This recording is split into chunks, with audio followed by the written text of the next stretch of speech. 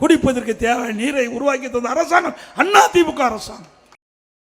அப்படியே ஒரு நிமிஷம் இருங்க, அது முடியட்டும். அப்படியே ஒரு நிமிஷம் இருங்க, அது முடியட்டும்.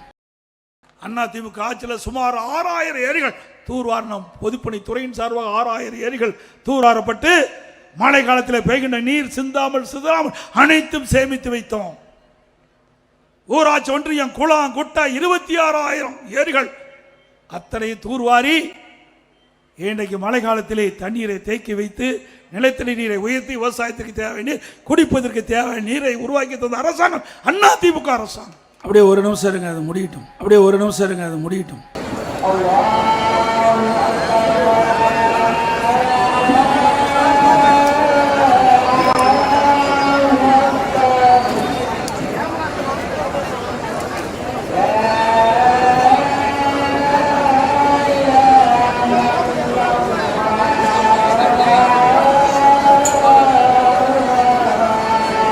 மேட்டூர் சட்டமன்ற தொகுதி, ஓமலூர் சட்டமன்ற தொகுதி, எடப்பாடி சட்டமன்ற தொகுதி, சங்ககிரி சட்டமன்ற தொகுதி, இங்கு இருக்கின்ற வறண்ட 100 ஏரிகளுக்கு நீர் நிரப்புகின்ற திட்டம், நீரேற்று திட்டம்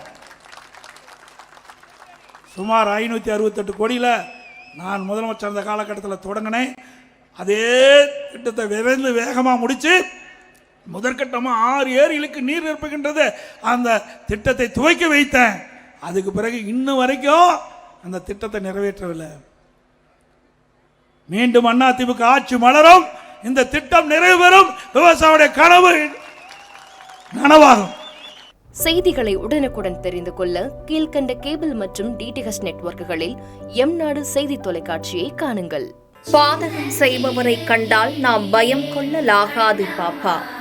மோதி மிதித்து விடு பாப்பா, அவர் முகத்தில் உமிழ்ந்து விடு பாப்பா. அண்மை செய்திகளை உடனுக்குடன் தெரிந்து கொள்ள இணைந்திருங்கள் எம்நாடு தொலைக்காட்சியுடன்.